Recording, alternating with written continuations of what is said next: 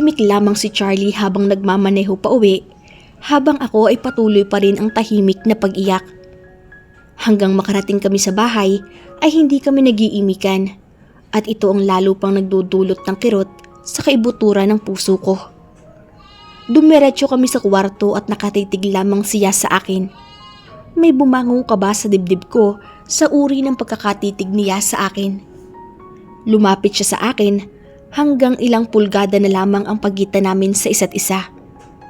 Halos maramdaman ko na ang init na nagmumula sa katawan niya. Pigil na pigil ko ang sarili kong tawirin ang pagitan namin at yakapin siya. Sa totoo lamang ay miss na miss ko na siya, kaya ilang beses akong kumurap para pigilan ang mga luhang nagbabantang lumandas mula sa aking mga mata. Halos mamanhid na ang buong katawan ko sa hapding dinaranas ng puso ko. Abort the child. Maya-maya ay utos nito sa akin. Halos gumuho ang mundo ko sa sinabi niya at agad akong napahawak sa sinapupunan ko at napaatras.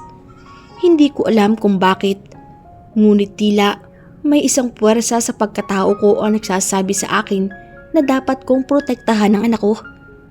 Pumunot lalo ang noo niya sa reaksyon ko, kaya lalo niya akong tinapunan ng matalim na tingin. Kita ko ang pagtatagis ng mga ngipin niya at ang pagkuyom ng mga kamao niya na nasa magkabilang gilid ng katawan niya. Nanlamig ako sa isiping gustong patayin ni Charlie ang anak namin. O anak ko lang, dahil ayaw naman niya itong tanggapin. Ano? Gusto mong ipa-abort ko ang bata? Nababalo ka na ba, Charlie? Papatayin mo ang anak natin dahil lang sa isang hindi pagkakaintindihan? Nagtagisan ang mga ngipin ko sa sama ng loob dahil sa mga tinuran niya.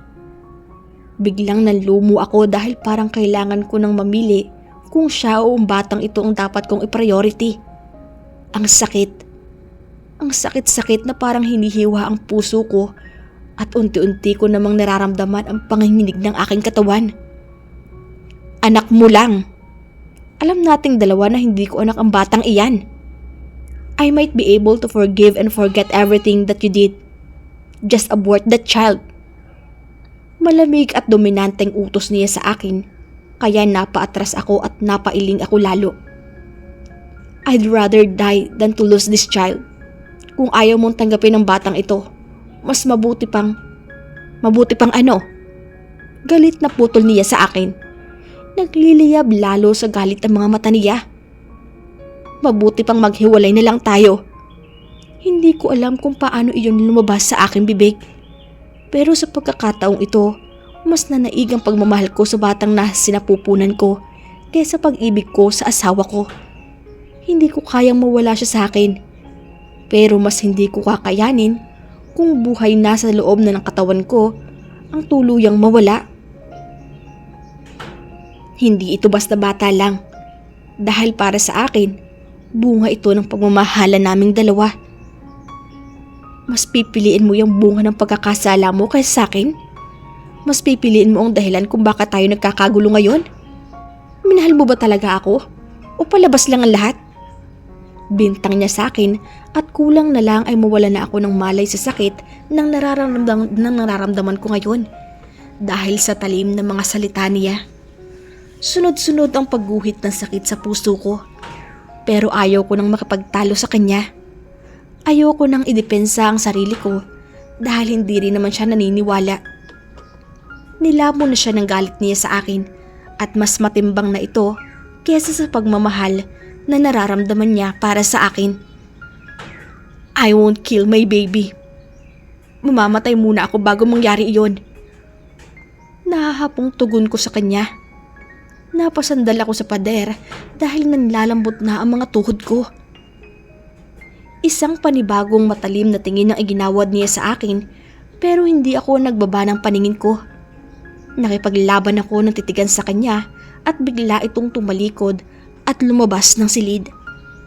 Napaupo ako sa sahig sa matinding kalungkutan at panlulumo. I'm sorry, baby, dahil nararanasan mo ang mga ito. But don't worry, because I will protect you till my last breath. Kung hindi ka tanggap ng daddy mo, Nandito lang ako at hindi kita pababayaan. Masuyong bulong ko habang hinahaplos ko ang tiyan ko. Napapikit ako sa walang katapusang sakit na nararamdaman ko sa puso ko ngayon. Bakit nangyayari sa akin ang lahat ng ito? Ano bang nagawa kong kasalanan para parusahan ako ng Diyos ng ganito? Hindi na bumalik si Charlie ng araw na iyon. Naghintay ako pero walang dumating. Nasaan kaya siya? Ilang araw pa ang lumipas at walang Charlie na umuwi. Tinatawagan at tinetext ko siya pero walang reply. Magkahalong sakit at pag-aalala ang lumulukob sa aking pagkatao. Nahihiya naman akong tawagan ng opisina niya dahil ayokong malaman nila ang pinagdadaanan namin. Sa ika-4 na araw ay abala akong nagbabasa ng ilang pregnancy tips sa internet nang marinig ko ang tila pagsigaw ng isang babae sa may gate ng bahay. Medyo malayo ang gate sa main door pero dinig ko pa rin ang hanggang dito ang sigaw ng babae. Kaya lumabas ako para tingnan. Eksaktong palapit na rin ang gwardiya na mukhang may pag-aalala ang bawat galaw. Ano po iyon? Nagtatakang tanong ko nang ganap na itong makalapit. Ma'am, may nagwawala po sa labas at hinahanap kayo. Kabilin-bilinan po kasi ni sir na hindi ako tatanggap ng kahit sinong bisita. Pero nagpupumilit po yung babae. Paliwanag nito sa akin. Napalingon ako sa gate at nag-umpisa ng lumakad palapit dito. Samahan niyo nga po ako. Sino daw po siya? Tanong ko habang naglalakad na kami papunta sa gate. Ayaw pong sabihin ma'am, basta ang sabi po ay gusto kayong makausap. Magalang na sagot nito. Habang papalapit kami sa gate ay napagtanto ko ang pamilyar na figura at nang halos marating ko ang gate ay saka ko na sigurong ang mami ni Dave iyon. Kuya, buksan mo ang gate. Kilala ko po iyan. Baling ko sa kanya. Ma'am, sabi kasi ni sir, pagkaatubili nito, kaya huminto ako sa paglalakad at tiningnan ko siya ng pagalit. Wala rito ang sir mo. Ibig bang sabihin niyan? Ako hindi mo kayang pakinggan? Tanong ko sa kanya. Mukhang nahintakutan naman ito at mabilis namang tinungo ng gwardiya ang gate at binuksan ito upang ganap na makapasok ang mami ni Dave. Pagkakita pa lang ni Tita Annalie, ay matalim na tingin agad ang ipinukol nito at dali-dali akong nilapitan. Nang nasa harapan ko na siya ay bigla niya akong pinagasampal at saka sinabunutan. Aray! Tita! Bakit po? Agad kong iniiwas ang tiyan ko sa pananakit niya dahil galit na galit ito. Sinimula na rin niyang sabunutan ako. Malandi kang babae ka. Dahil sa kalandian mo, ang anak ko naroon sa hospital at naaagaw buhay. He's under coma at walang kasiguradahan kung kailan siya magigising. Bulyaw nito sa akin habang patuloy ang pananakit niya. Maging ang gwardiya ay hindi siya kayang awatin. Nailayo lamang siya sa akin nang maglabasan ng mga katulong at iharang ang mga sarili nila sa pagitan namin. Huwag kayong makailam. Papatayin ko ang haliparot na iyan. Pinapunta mo rito ang anak ko dahil may asawa ka na. Tapos, nang magkahulihan ng anak ko ang binagsakan ng lahat ng sisi. Nanlilisik ang mga matang pagtutunangayaw nito sa akin habang dinuduro ako. Tita, huminahon po kayo. Wala pong namamagitan sa amin ni Dave. Umiiyak akong pakiusap sa kanya. Huwag mo akong tatawagin tita. Nandidiri ako sa'yo. Idedemanda kita sa nangyari sa anak ko. Pagbabayaran mo ang lahat ng ito. Nagpupuyos ito sa galit nang sabihin ng mga katagang iyon. Saka mabilis na umalis. Napasigaw si Riza sa likod ko kaya agad akong napalingon sa kanya. Tugo! Sigaw nito habang nakatingin sa mga hita ko. Namutla ako sa pagkabigla dahil sa narinig. Nayanig ang mundo ko nang lingunin ko ang tinuro ni Riza. May duguhang naglalandas sa mga hita ko mula sa loob. Biglang sumakit ang puson ko kaya nasapo ko ito. No, my baby! Usal ko at saka biglang umikot ang paningin ko hanggang sa mawalan ako ng malay. Bago pa man ako bumagsak, ay ramdam ko na may sumalo na sa akin.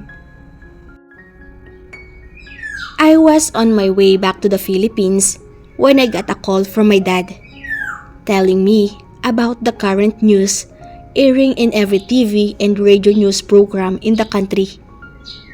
Charlie, what is this news? A woman named Annalie Tuazon is currently in an interview about your wife's affair with his son. She's blaming Christina for his son's comatose right now. What is this all about? My father asked in a very formal tone. Maayos man ang pagkakatanong niya, ay mahigam-gam pa rin ang galit at pagkadismaya. I'm on my way home, Dad. I'll check it myself, I told him. But he doesn't satisfied. Narinig ko siyang nagbuga ng marahas na paghinga. Is your wife really having an affair with another man? I can put up to anything, son, but not this kind of thing. Halata sa boses ni Daddy ang mas lalong pagkadismaya at galit. Ako man ay galit, pero hindi ko pakakawalan ng asawa ko. Akin lang siya at kailangan lang namin ay mawala ang batang na sinapupunan niya ngayon. The child will only ruin us completely, and I won't allow that to happen. Dad, let me handle this, okay? Don't believe in news like that easily. Alam mo namang maraming taong gagawin ng lahat para siraan ako dahil na rin sa inggit. Malumanay na paliwanag ko. Siguraduhin mo dahil hindi ako papayag na malatag ang pangalan natin sa kahihiyan. I spent my whole life building my reputation and I won't allow anyone to tarnish it. He warned firmly. At napabuntong hininga ko. Okay, Dad. Bye. I ended the call without waiting for his response. I didn't tell Christina about my emergency business trip because I'm so mad at her. Tila mas matimbang pa yung bata kaysa sa akin. Sa kabila ng lahat ng ginawa niya ay tanggap ko pa rin siya. Pagkatapos ay mas pipiliin niya ang batang iyon. Malapit na ako sa bahay when I saw an ambulance in front of my gate. I was instantly alarmed and went out of my car. Then, I saw them carrying my wife with a stretcher. She is unconscious and there's a blood on her legs. What happened to her? Tanong ko sa mga kasambahay. Lahat sila ay balisa ngayon, maging ang mga gwardya ko. Sir, may nagpunta kasing babae dito at sinaktan si ma'am. Kaya iyan, biglang dinugo. Umiiyak na sumbong ni Risa. Maluha-luha ito habang nagsasalita. Babae? Sinong babae? Galit na sigaw ko at lahat sila ay napaigtad sa pagkabigla. Annalie daw yata, sir. Parang sa pagkakarinig ko ay nanay daw ng Dave. Sagot naman ng gwardya. Hindi na ako nagtanong pa at mabilis na sumakay muli sa sakyan ko para sundan ng ambulansyang maghahatid sa asawa ko sa ospital. Then, I pulled out my phone and called my lawyer. Mr. Bautista, I want you to sue a person for trespassing and assault. Go to my house now and ask the guard for the CCTV footage. Utos ko sa kausap at agad naman itong tumahima. Ilang ulit kong pinaghampas ang manibela sa matinding galit. Who gave that woman the right to hurt my wife? They sent Christina to the emergency room, and I'm so worried. She hurts me so badly.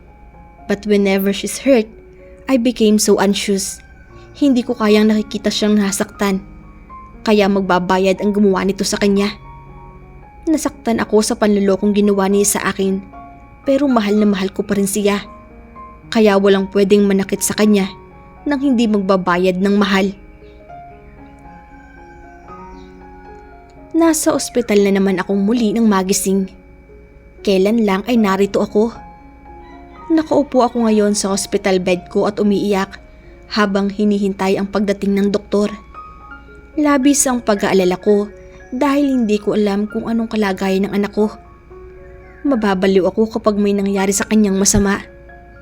Agad akong napalingon sa pinto nang bumukas ito sa pag-aakalang ito ang doktor.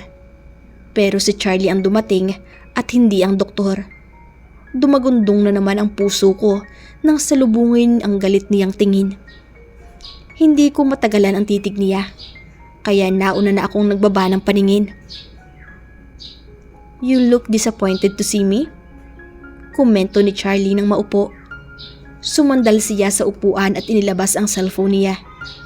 Nakakunot itong tumitig sa screen at doon na natuon ang atensyon niya.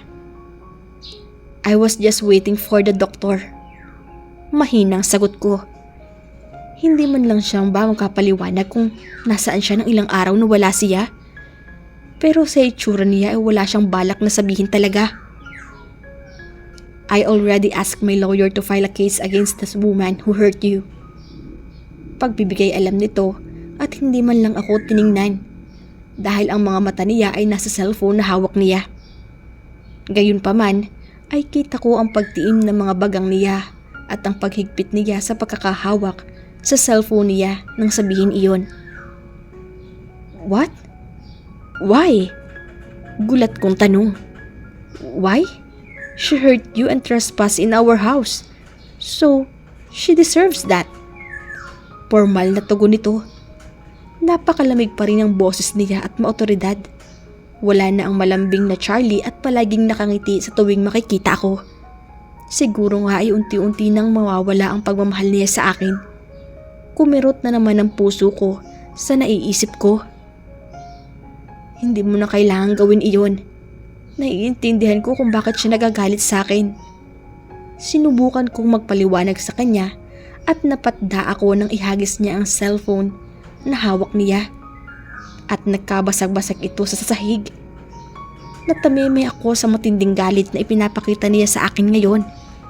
Nakakuyom ang mga kamao niya at napatayo siya mula sa pagkakaupo niya. "Bakit? Dahil nanay siya ni Dave? Kaya kahit pagbantaan ang buhay mo okay lang?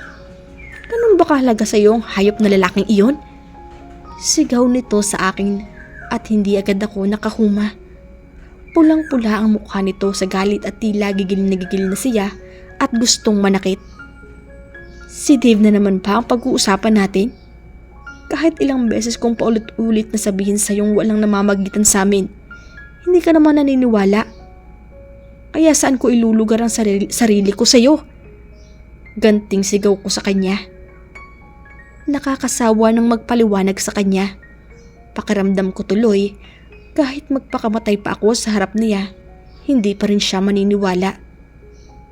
"Wow! Ikaw na ang nagloko, parang ikaw pa ang galit? I can't believe this."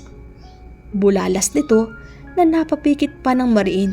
Saka tumingala sa kisame na tila hirap na hirap sa tindi ng pagkakasuklam niya sa akin. Ang parehong kamay niya ay nasa bewang niya. "And now, you're defending him?" Dugtong pa nito na ang tinig ay puno ng panghinanakit. "Charlie, please, tama na. Hindi kita niloko at hindi kita lolokohin kahit kailan." Samo ko sa kanya. Hirap na rin ako dahil wala akong maisip na paraan para patunayan ang sarili ko. Hindi ba niya ako kilala? Hindi ba niya kilala ang pagkatao ko at hindi ko kayang gawin ang mga ibinibintang niya sa akin?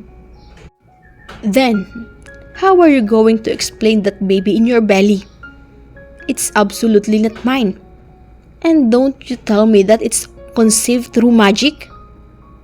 Sarkastikong tugon nito.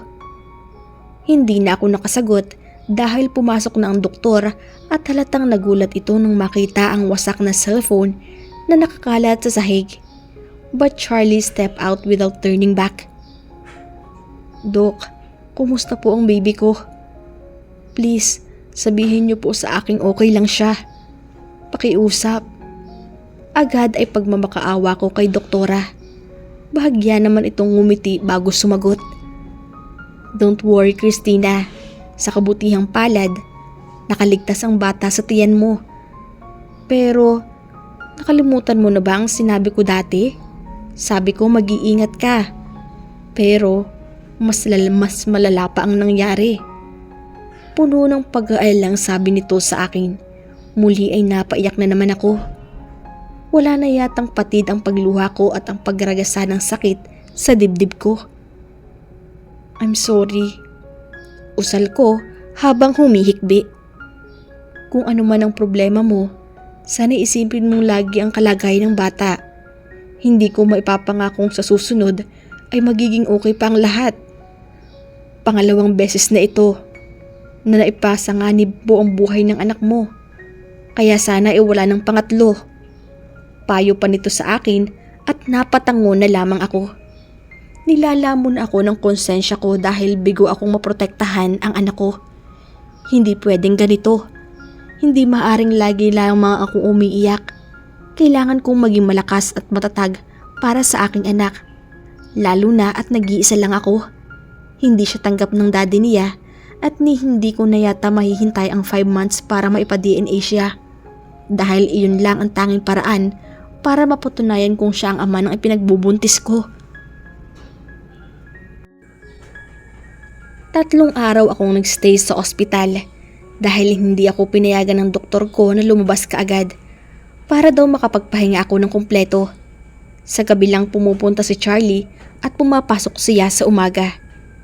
Nasasaktan ako dahil kahit kasama ko siya ay parang ang layo-layo niya. Namimiss ko na ang mga titig niyang puno ng pagmamahal.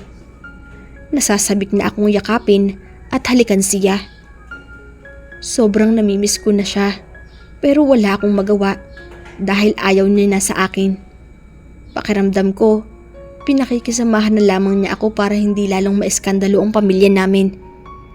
Napahawak ako sa aking dibdib nang sunod-sunod na gumuhit ang sakit dahil sa daloy ng isipan ko ngayon. Nang makauwi na kami sa bahay ay naunang pumasok si Charlie. Lumapit ako sa kanya at saka ko siya niyakap mula sa likuran. Mahigpit ang pagkakayakap ko habang nakasandal ang ulo ko sa likod niya. Pero para lang akong yumakap sa malamig na pader. Wala siyang reaksyon o naging tugon. At nang bumitiw ako sa kanya ay hindi man lang niya ako nilingon at dire-diretso na siyang umakyat sa kwarto namin. I love you so much, Charlie. I really miss you so much. Bulong ko at hindi ko na malayang lumandas na naman ang masaganang luha mula sa aking mga mata. The next day, my parents called me at galit na galit din sila sa akin. How dare you to put us all in a great shame, Christina? Ito pa ba talaga ang kapalit ng pagpapalaki namin sa'yo ng mami mo? Galit na singhal ni Daddy. Dad, wala pong katotohanan ang mga nasa balita. Nanghihinang paliwanag ko. Naging laman kami ng mga balita sa dyaryo, telebisyon, at radyo, at maging sa internet dahil sa pag-leak ng video ng mga naganap sa labas ng hotel. Hindi ko rin alam kung paano iyon napasakamay ng media. Ngunit kahit ang pera at impluwensya ng pamilya ni Charlie ay hindi ito napigilan. At dahil nasa ospital pa rin si Dave at comatose, lahat ng sisi at masamang salita ay sa akin ibinabato ng mga tao. At maging ang pamilya ko ay galit na sa akin. Papunta rin ang mga magulang ni Charlie ngayon dito dahil gusto daw nila akong makausap. Halatang masama rin ang loob nila. Bandang hapunan na siguro makakarating ang mga magulang ni Charlie dito, kaya inabala ko na lang ang sarili ko sa pagtulong sa paghahanda ng hapunan. Hindi na kasi ako pinapayagang lumabas ni Charlie, kaya hindi rin ako nakakapasok sa school. Literal na nakakulong lamang ako sa bahay at wala akong magawa dahil nag-hire pa siya ng ilang gwardya para magbantay sa bawat kilos ko. Magkatabi kami ng upuan ni Charlie habang nasa center table ang daddy niya at sa kaliwa nito ay ang mami niya. There's a lot of food on the table but no one wants to eat. I will get straight to the point. Panimula ng daddy niya. Christina, I want you to annul your marriage with my son. Maotoridad na pahayag nito. Natutup ko ang bibig ko at napalingon ako kay Charlie na ngayon ay lalong dumilim ang mukha. No, Dad. Hindi ako makikipaghiwalay kay Christina. Matigas na tutol ni Charlie. Biglang para akong naubusan ng hangin sa sitwasyon namin ngayon. Ang bilis-bilis ng tibok ng puso ko at maging ang mga dulo ng mga daliri ko ay nanginginig at ang buong katawan ko ay nanlalamig. And why not? She is a disgrace to this family. We lost too much just because of the scandal she brought to our family. I also want you to take back all the company shares you put under her name. Formal na sabi ng daddy niya. Seryosong seryoso ang mukha nito at para siyang isang hari na nagbibigay ng kautosang hindi maaring baliin. This is my life and I should be the one to decide on it, Charlie said and slammed the table. Nagtalsika ng mga kutsara at pinggan na nasa harapan niya. Maging ang mami niya ay napasinghap sa ginawa niya habang naningkit naman ang mga mata ng daddy niya. Are you going to defy me just because of this lot? Para akong nasaksak ng ilang ulit sa sinabi ng daddy niya. Slut? Masamang babae? Napatiim ako sa sakit ng mga salitang lumabas mula sa bibig niya. Hanggang sa maramdaman ko ang mainit na likidong dumaloy sa mga pisngi ko dahil sa pagbuhos ng mga luha ko. Get out of my house right now if you want to cut ties with me because I don't want to do what you want. Then, feel free to do so. He yelled at them and stormed out of the dining area. Ako naman ay naiwang natulala sa inasal niya. Pinagtanggol ba niya ako? Kahit hindi niya ako pinapansin at parang yelo ang pakikitungo niya sa akin? Ayaw daw ba niya akong mawala sa kanya? Nakita mo ba kung gaano ang ginawa mo sa pamilya namin, Christina? Halatang nahihirapan at nasaktan ng anak ko, pero ikaw pa rin ang pinili niya. Kapag hindi mo iniwan si Charlie, gagawin kong impyerno ang buhay mo at ang mga magulang mo. Pagbabanta ng daddy niya at maging ang mami niya ay masama ang loob sa akin. Daddy, huwag po niyo silang idamay sa galit niyo sa akin. Wala po silang kasalanan. Nanginginig kong pakiusap sa kanila. Ngayon pa lang, nakarecover ang business ni daddy dahil sa pandemic. At alam kong kayang-kaya ng daddy ni Charlie na sirain ang lahat. Marahil ay ayaw ni Charlie na magmukhang talunan, kaya ayaw niyang mag-anal ang kasal ninyo. Pero sinasabi ko sa iyo, kapag hindi ka umalis sa buhay ng anak ko, ipararanas ko sa iyo ang sa pamilya mo ang paghiganti ko. Pinal na sabi nito at saka tumayo na rin at umalis. Mabilis namang sumunod ang asawa niya. Naiwan akong tulala habang patuloy ang pag-agos ng mga luha ko. Gulong-gulo ang isip ko at hindi ko alam kung gaano katagal akong nakatanga sa hapagkainan. Nasayang lang ang lahat ng mga naihandang pagkain dahil ganito naman pala ang mangyayari. Makalipas ang halos 2 oras ay pinuntahan ko si Charlie sa kwarto namin. Ngunit wala siya roon. Sigurado ay nasa bar ito at doon na naman matutulog. Mula noong araw na iyon ay hindi na siya muling tumabi sa akin para matulog. Ni haplos ayaw niya akong tingnan. Pero bakit ayaw niyang makipaghiwalay sa akin? Natutuwa ba siyang nahasaktan ako? Naghihiganti ba siya sa akin kaya ayaw niya akong pakawalan? Kadalasan ay gabi-gabi nang umuuwing lasing si Charlie. At sa umaga naman ay wala na siya kapag bumangon ako. Kapag maabutan ko naman siya ay binibilisan niya ang pagkain at saka umaalis na rin kaagad. May mga araw na hindi siya umuuwi pero hindi naman siya sinasabi kung bakit at kung nasaan siya.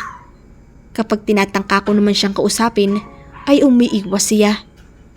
Minsan sabi niya makikipag-usap lang daw siya sa akin kapag handa na akong ipalaglag ang batang nasa sinapupunan ko.